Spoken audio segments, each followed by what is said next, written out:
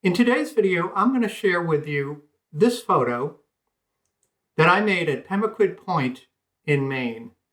It was a sunrise scene where I used two bracketed images and brought them together in Lightroom.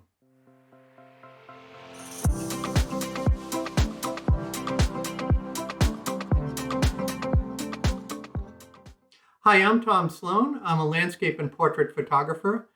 And in today's video, I'm going to share with you how I edited those two images that I captured using exposure compensation. In one image, I optimized for the foreground. In the other image, I optimized for the sky. And using the magic of Lightroom, I'm able to bring those two together and then edit that merged photo. I'll share with you that editing session and the final image that I came up with. If you find this video helpful, please like and subscribe. And feel free to leave a comment below. I've really appreciated the feedback I've been getting. So let's hop right into the edit. So these are the two images that I captured. And what I did here is I bracketed my shots where I just took two shots. One that was optimized for the foreground, one optimized for the sky. So this one was likely, this one I shot with exposure compensation of +1, and then this was a -1. So you see that this is 15 seconds on this one and 5 seconds on the one that was underexposed. So what I'm going to do is I'm going to select these two images, and I will go up and do a photo merge to HDR. And then Lightroom will create one image for me. It'll open up a dialog box here.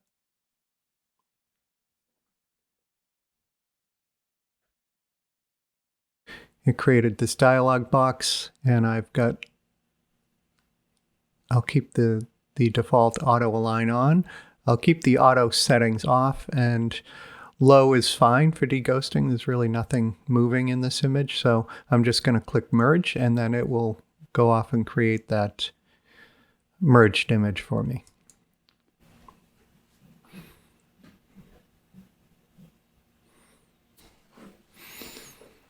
Okay, so we're back, and Lightroom created the image for me, this DNG image. So we're going to now go into the develop module on this image, and we're going to do our edits.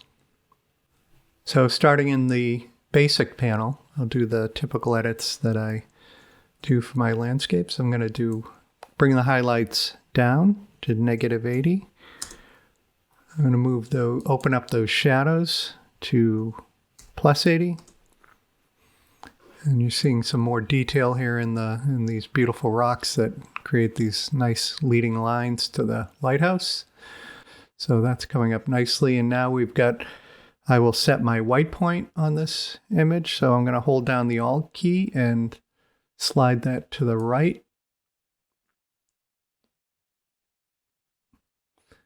Take it to where I just start to see clipping, and then back it off just a skosh.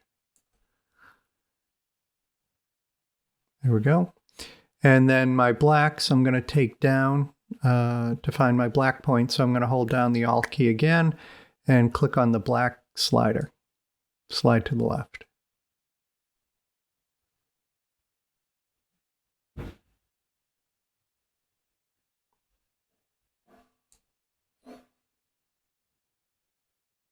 There we go. That's nice. And now as I look at this image, and I probably should have started this from the beginning, but I see this as a stronger composition as a portrait than a landscape.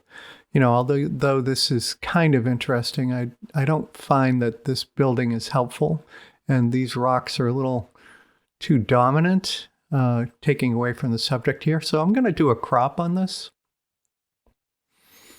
and turn it into a portrait.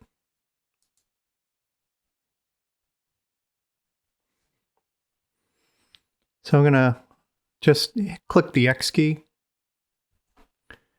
and that shifts it into a portrait mode. And that's actually a pretty nice I might want to bring this over to the left a little bit, just so that that tree doesn't get cut out right about there.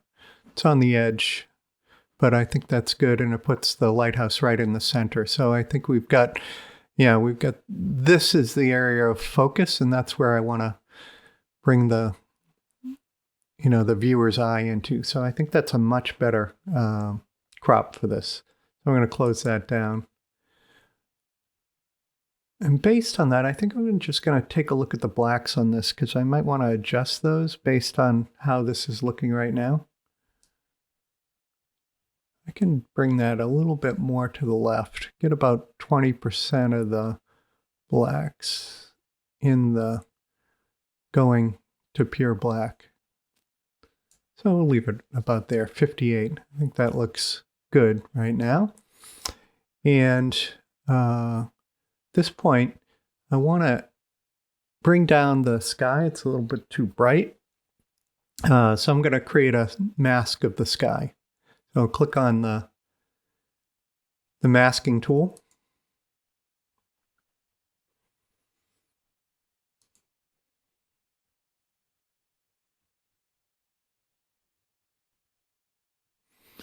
There we go. And I want to bring the exposure down maybe about a third of a stop, somewhere around there. That's usually pretty good. And then I want to bring down the highlights too, so that we see a little bit more detail in that sky. I'm also seeing that I've got some dust spots up there coming out too. So brought that down to a -20. So looking at that, let's clean up those dust spots, because they're going to be a little bit distracting for me.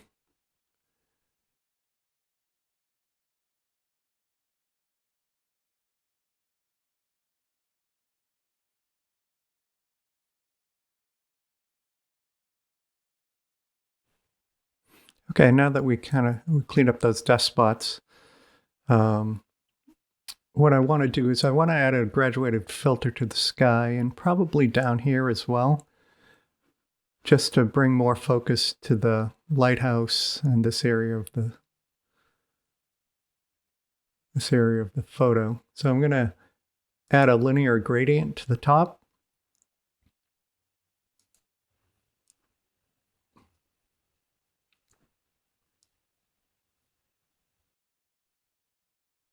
Bring that down about a third of a stop, and then I'm going to add another one to the bottom of this. So we'll start right here. Bring that down about a third of a stop. So at this point, I want to darken down these rocks here just a little bit with a brush. So I'm going to add another mask. I'm going to add a brush, and I'm going to bring that exposure down a little bit, maybe around there. And I'm going to show overlay on this so that we can see where, so I can see where I'm brushing this on.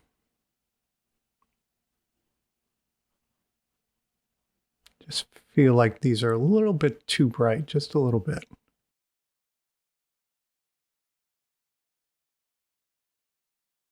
Okay, so I think that looks pretty good. So I'll close down that, close down the mask window. And right now I'm going to add just a little bit of contrast here. And I'm going to use the linear, I'm going to use the medium contrast preset. And I think that's pretty good. One thing I want to do back here is, I feel like this does need some more. The white point kind of shifted with some of the adjustments I made, so I'm going to go back and make a change to that, brighten this up just a little bit. So I'm going to hold down the Alt key and slide the white point to the right.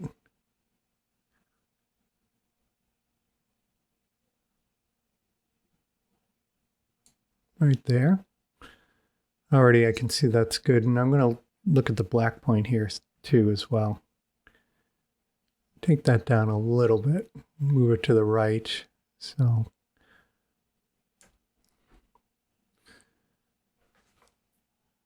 okay. So the last thing I'm going to do here is just put a little vignette on this, a very slight one.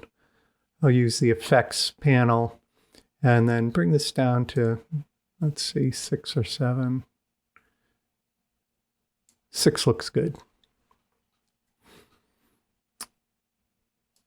That is all the changes I'm going to make. I'm going to show the before and after at this point, so I'm going to hit the backslash key.